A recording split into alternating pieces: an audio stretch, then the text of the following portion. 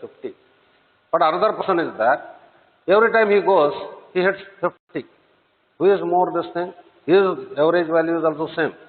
2 times 50 plus 50 divided by 2, it is 50 only. This is 2 times 100 plus 0 divided by 2, it is 50 only. Whom you prefer? Both averages are same. But whom you prefer? Here consistency. So the average value as well as the consistency, both are important.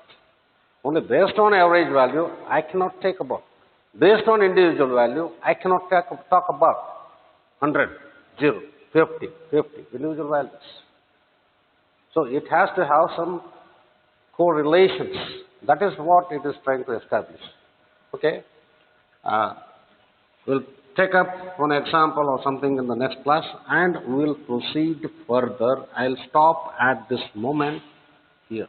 Okay? Thank you.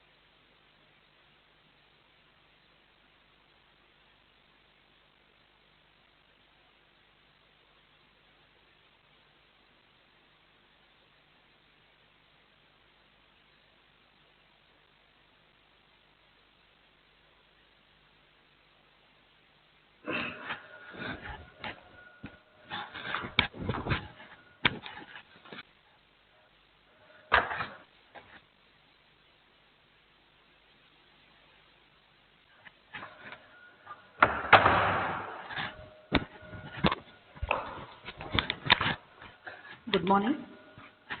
So yesterday we were talking about ergonomics or the human characteristics of ergonomics and the important aspects of ergonomics. Today we'll discuss about the systems approach to ergonomic model. Systems approach to ergonomic model. So in this ergonomics, the area of, as we have already studied the area of ergonomics, today we'll discuss about the different ergonomic models basically deal with what are different type of designs. So basically the ergonomic models deal with production design,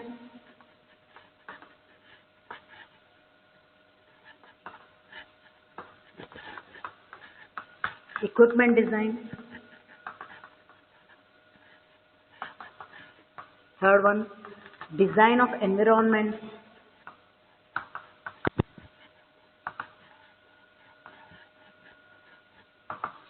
and design of workplace, working procedures, design of working procedures, then design of any other areas of application.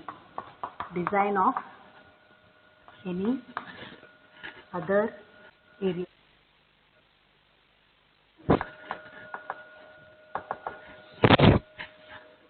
So system approach to ergonomic model means ergonomic model related to production design, various models that are related to production design, equipment design, design of environment wherein the worker is working with the machine, and then design of working procedures. That is also comes under the procedure or the sequence of the various elements to complete the task. That is nothing but working procedure. So we can design that also, that ergonomic model we can apply to design, we can apply it to design of working procedures, and also we can design any other areas of application. So here with this we can say that we can draw a flow loop connecting with respect to input output model. With this, these models consist of input, output and the process. Input, output and the process.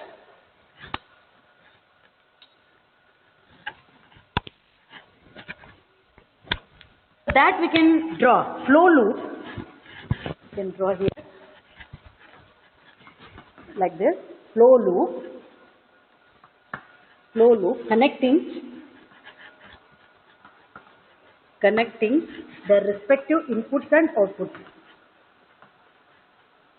Respective inputs and outputs. This is what it is. So how can we write it as write it in the form of flow, the loop, okay?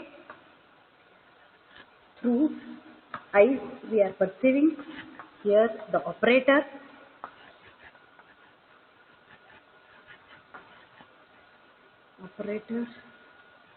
then control action, that is output,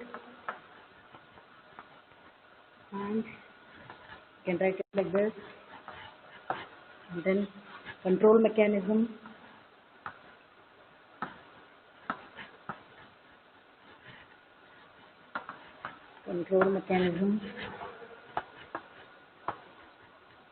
then machine, then here comes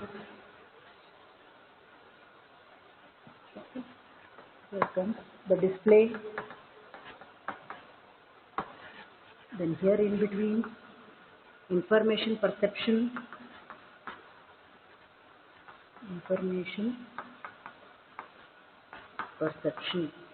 that is input. This is how we go through.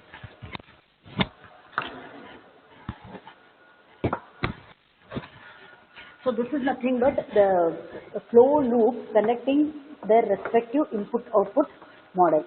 Every production system has got input-output model. Or even when you measure the efficiency of the machine, we need the input and the output. That is, efficiency of the machine is equal to output by input. Here also with this diagram, we can explain it. It's a very simple ergonomic model in which a person is interacting with the machine. You can see that the operator is interacting with the machine. Machine is there and the operator is there. Both are, the operator is interacting with the machine. This is the physical aspect and this is the human aspect. Then the interaction is made by means of displays by which machine possesses the information, passes the information. So it passes the information to the user and controls by which the user passes the information to the machine. So displays will be there as the person or operator starts using the machine. There is an interface between man and the machine. So man will give the input through the display, right, to the machine. The flow of information will go to the machine, right, and then it will display. That the information will be perceived by the person and it will give the output. What type of control action is required to control the machine, that he will pursue and take the, using the control mechanism, he is make the correction or he is make the changes, and then it will fed into the machine can read it and then it will display again, it will display. In this way it will continue. Whatever display will be there, through the machine, through the display, the machine will show the information. That information will be perceived by the eyes of the operator. The operator will take the control action by hands or whatever, by changing the speed, whatever it is. That will be the output, and using this control mechanism, he will feed the machine or he will give the information to the machine to change the parameters. This is what it is. So this is how we can write the flow loop for the respective input-output model. Then the system design can be shown like this.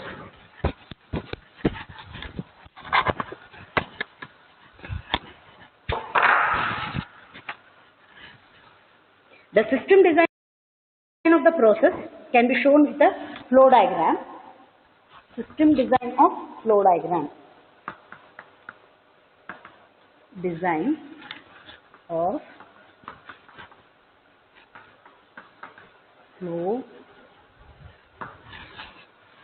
diagram. So how you write it? Statement of the objectives. How it goes? Statement of objectives, right? Then separation of functions. Separation of functions, right? Then allocation of functions.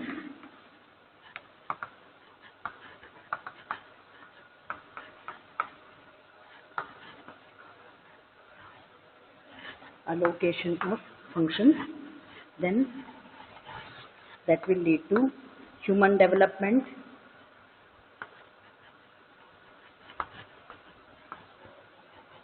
Human development of personnel.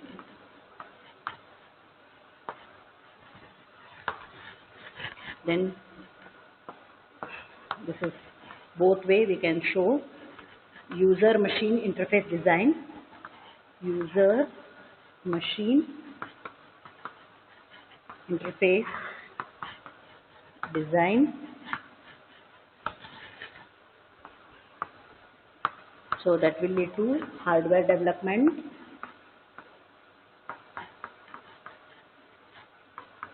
Hardware development of equipment. Hardware development of equipment. Then that will lead to system integration.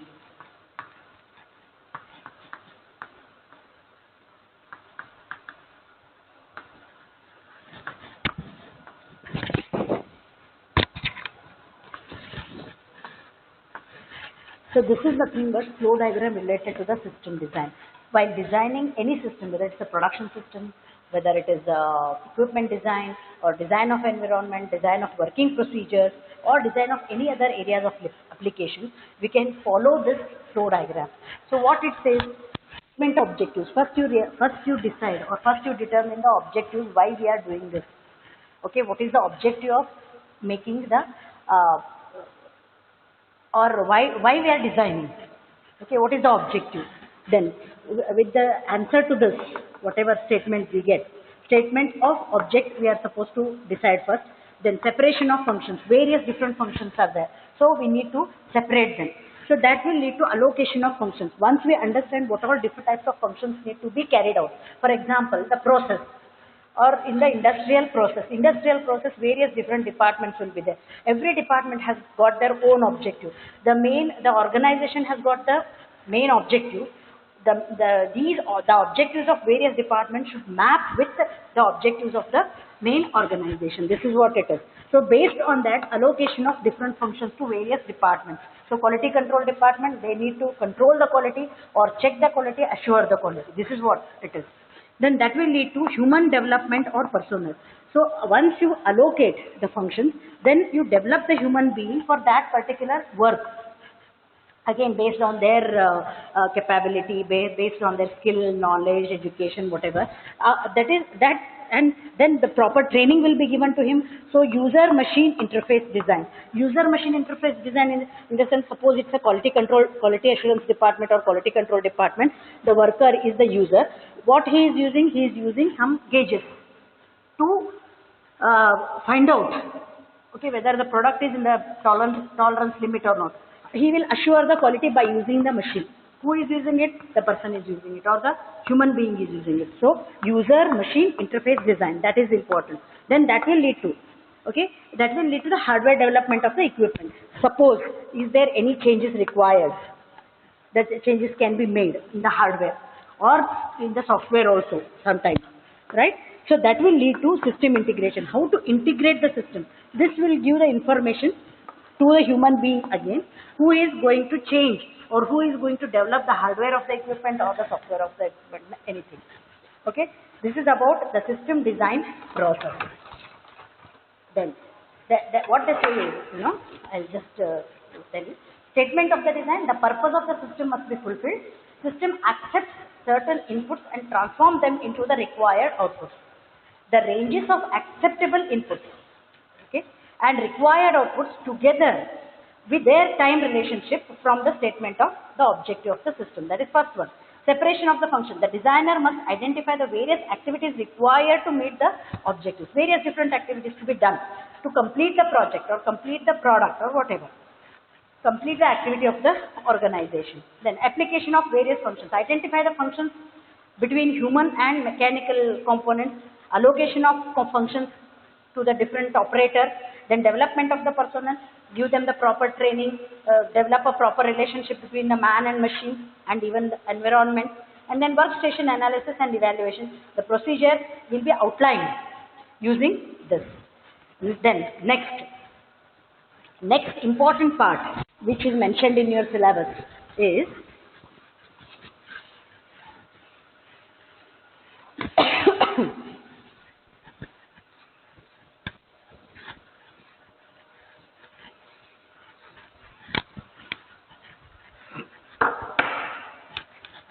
workstation analysis procedure.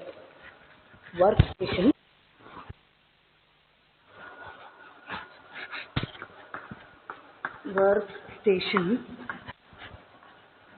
analysis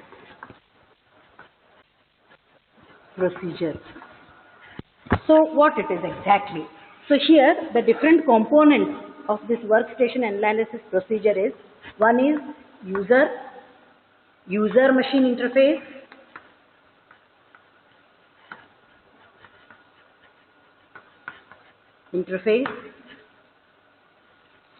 then user workspace interaction, user workspace interaction, right? Then user environment interaction.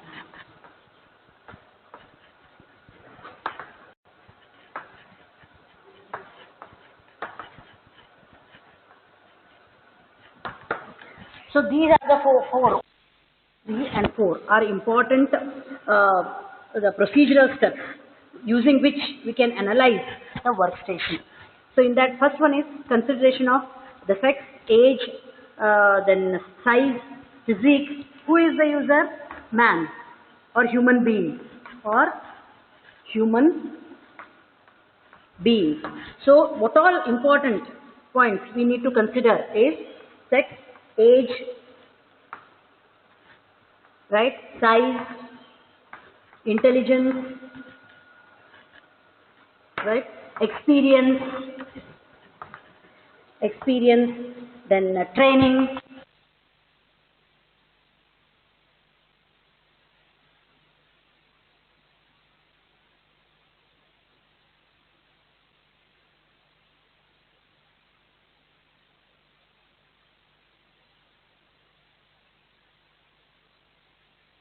Bring the machine.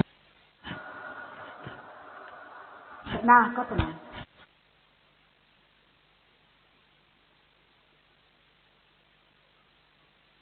The work and then the size, okay, height or physics of the human being, whether is a skilled labor or educated, non-educated, unskilled labor, semi-skilled labor, that required to make him move better, to better fit to that particular job. What you are supposed to consider while this is nothing but analyzing the workstation procedure, right? Interface, user machine interface. Here the operator, influence on operator and decisions of this will influence on operator and decisions of display, controls, panel layouts, etc. Here, user machine interface. How you are interconnecting or achieving the interface between user and the machine. With it will influence an operator to make the decisions based on what type of displays are there on the machines, or what type of, so that once the user perceives the whatever is there on the display when the machine shows, then he has to control the machine. He has to make the decision that how to control the machine. Okay, suppose while driving a vehicle, the display, the speedometer is showing 100, we are going 100 kilometers per hour on a bike. Once we see that the machine is showing that you are going on 100 kilometers per hour. Once we see that, we perceive it, and we feel that we are going fast. As the limit is maybe 80 kilometers per hour or whatever, we are going at 100 kilometers per hour by seeing the display. The machine will display that, and the person who is using, the user, the driver, is perceiving that, and then using the control. What he can do? He is going to reduce the accelerator, right? So reduce the speed. How to do it? With any controls. So he is going to reduce the speed. This is what it is. So another panel layouts will be there in the machine. Based on that, once he can change the temperature, or he can reduce the temperature, he can increase the temperature, he can reduce the speed, depth of cut, whatever. So based on that, this is nothing but user machine interface. And then comes user workspace interaction. So this influences the operator's position,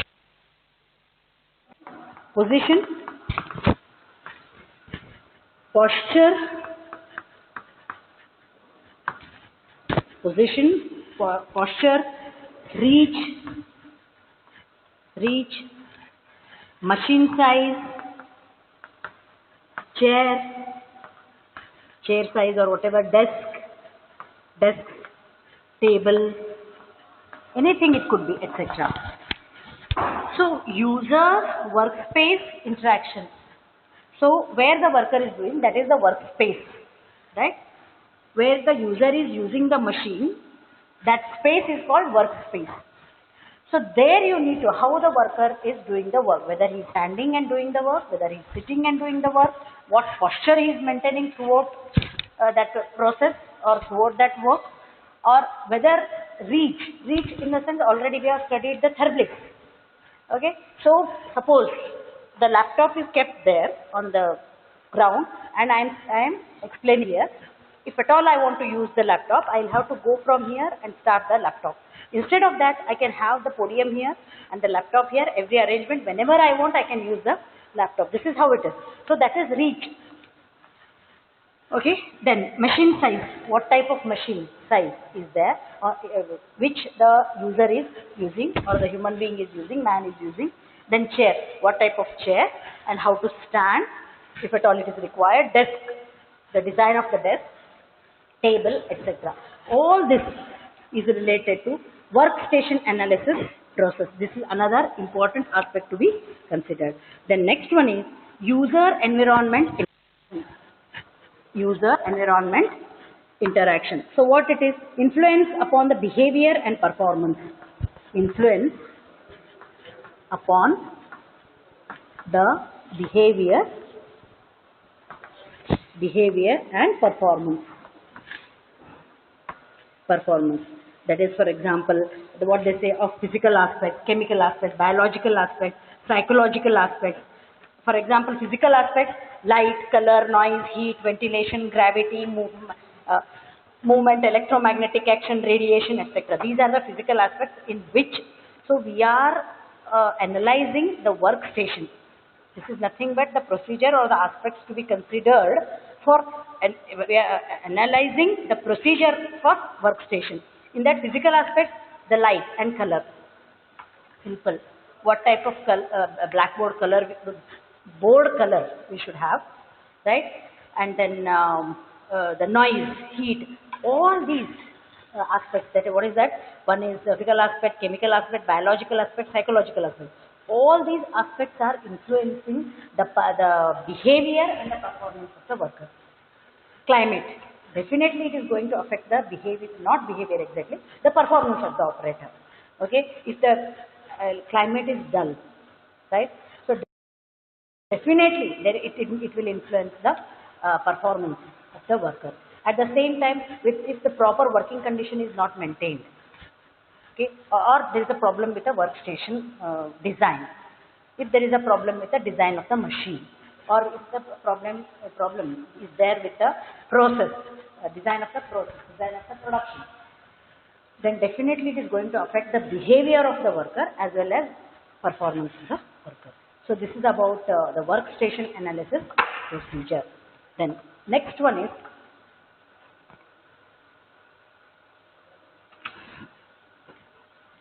so man-machine system. Man-machine system.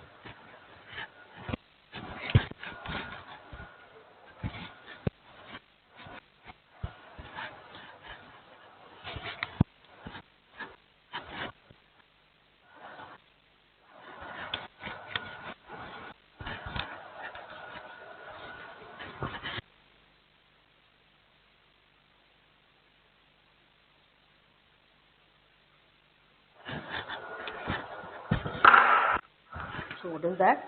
Man-machine system.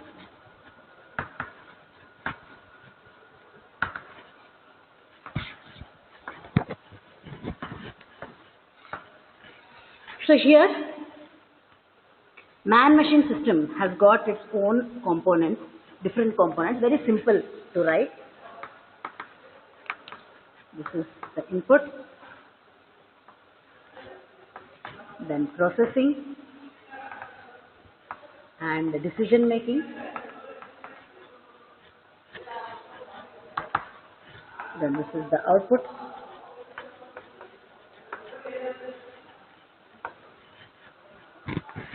Then this will be the feedback.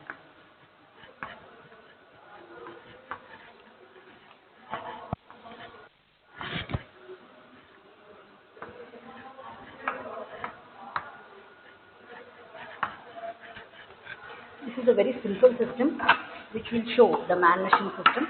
Input is an essential component. No input, no output, as already we know, or no system exists. It includes the ingredients or all type of resources. Input is nothing but all type of resources that need to be used to get the output. Resources may include physical objects, instruction, information, anything it could be. Then processing and decision unit. So this component consists of two elements: sensing the information, there is information receiving, and taking the action. Right? Receiving the information and making the action. This is nothing but the processing or decision unit. Within the system, though fed from the outside as input, it receives the information, and sensing device may include that electronic device, electromechanical device, or mechanical device, anything it could be. So the processing unit, called the decision regarding action function, draws the necessary information instructions from the storage, right, from the storage, anything it is, storage, and then when, as and when required, it is being used. We are not concerned with all how it is being used, but in what way we are supposed to present it, or we are supposed to use it, or we are supposed to change it. That decision need to be made, and the process need to be carried out to get the required output. Then the output is the outcome expected from the system, the result of inputs and the processing decisions. Of course, it has to satisfy the objective of the system, the whole system.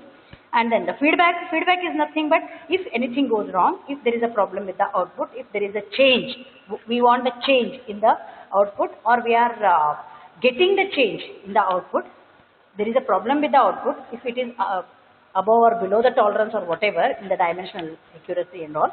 So then it will give the feedback, and then again here the input will get, we are going to change the input, or we are going to modify the input, so that the processing will be done, decision making will be taken, information will be fed to the machine, and we are going through the procedure to get the required output of the required size, shape, or whatever, if it is a production system.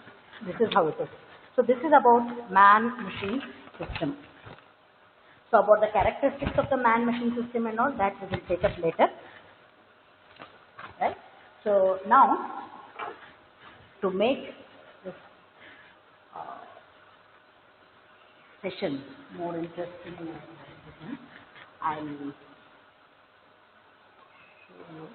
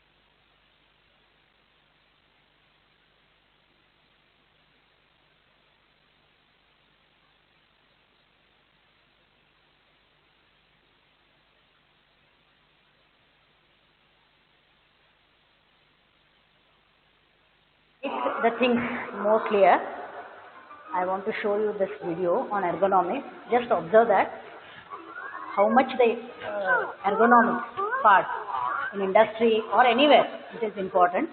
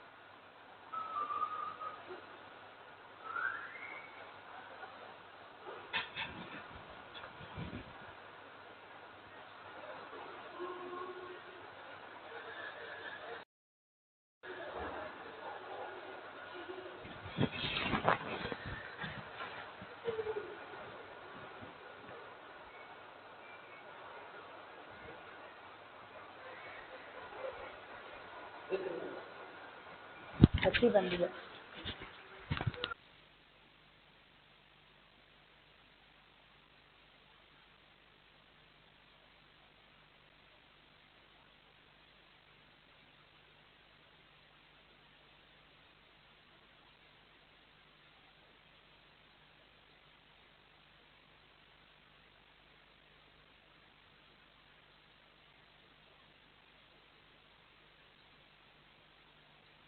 They are showing how ergonomics is important in every work.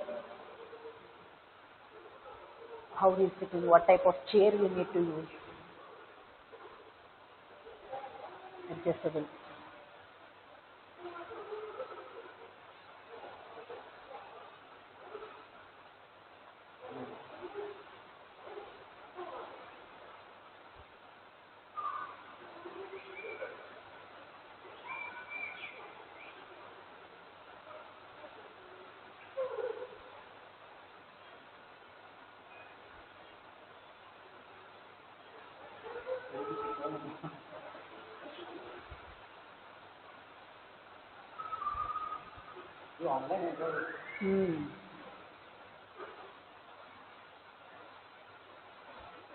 थोड़ा hang idli का चाला. How they are doing the work in the industry and stuff.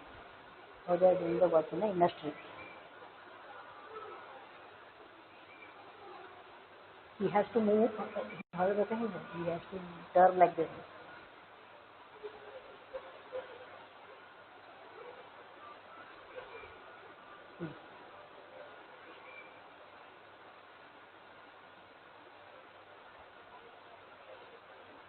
मेरा कि आश्चर्य हमारी कथी है.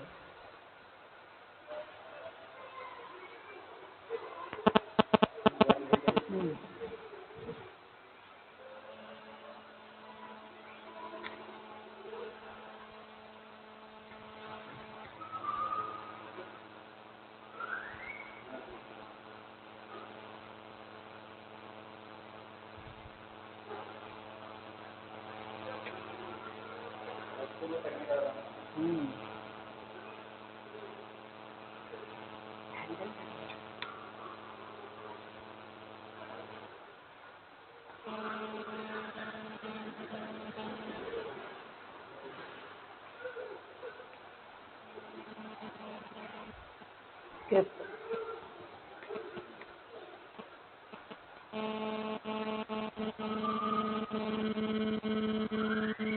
Working height.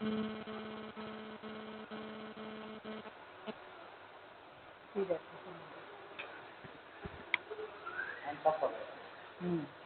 Hang ಮಾಡೋಕೇನಿಲ್ಲ.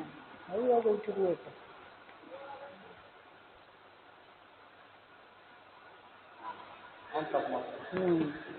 So you need to use the adjustable height chair.